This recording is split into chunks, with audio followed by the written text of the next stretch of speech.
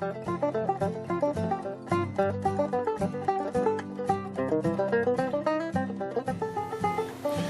we're back. This is video 2 where I'm going to show you all of these little small parts up close so that you won't be confused and overwhelmed at how they go back together in case you've never seen one apart before.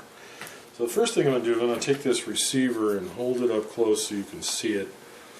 That notch I was talking about for the operating rod where you can pull it out of the rail, hopefully you can see that cutout right there.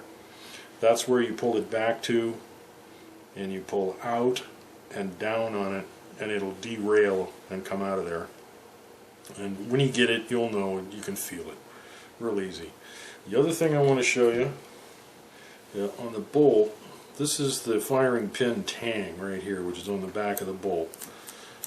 And it's a little bit larger than the edge of the bolt. So for that reason, there's a cutout inside this receiver. You can see it right there. That's where the tang will pass through. So when you're inserting the bolt up and into the receiver, you have to make sure that tang will pass through that slot, and then the bolt will go on the rest of the way. That's usually a little bugaboo right there that you got to get just right. You don't need to force it. When it's right, it'll just fall together. So let me talk about these little parts here. I've already talked about the bolt. This is the bullet guide, which fits in the receiver right here. It's got a couple of slots that it fits into. It's real simple. Just fits in right there and rests. It's a solid part. Then you've got the follower. This would be the follower.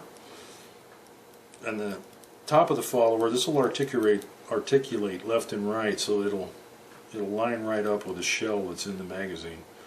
This is the follower arm. I'm going to turn this upside down so you can see it. But this end of the follower arm rides right here in this slot. That's what it's doing when the shells are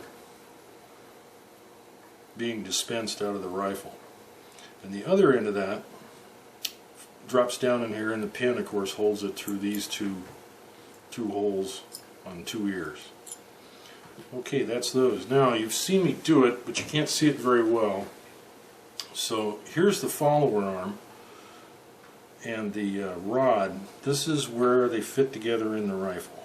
They fit together like that. You can't see me when I'm putting this together, but that's what I'm doing right there, just like that. And this is against spring pressure, so you're having to hold back on it and then go up there and find that clip. It just goes on.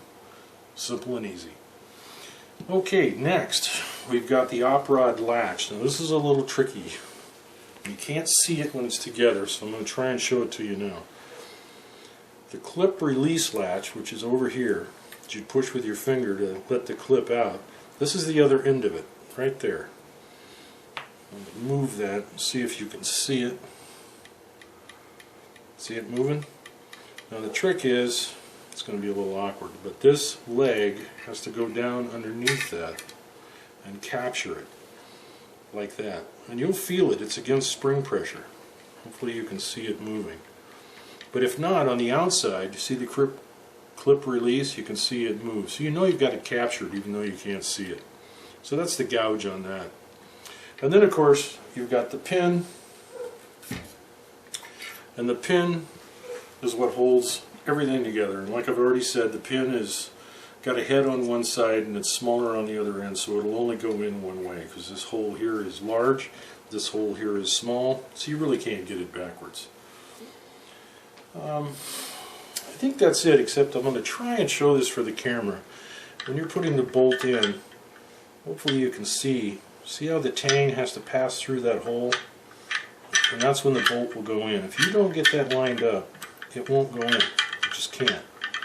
So that's the little trick right there, is get lined up just like that. Okay, I think that takes the mystery out of all these small parts. So why don't we stop right here with part 2, and we'll start again with part 3, and we'll put this all back together. I'll see you in part 3.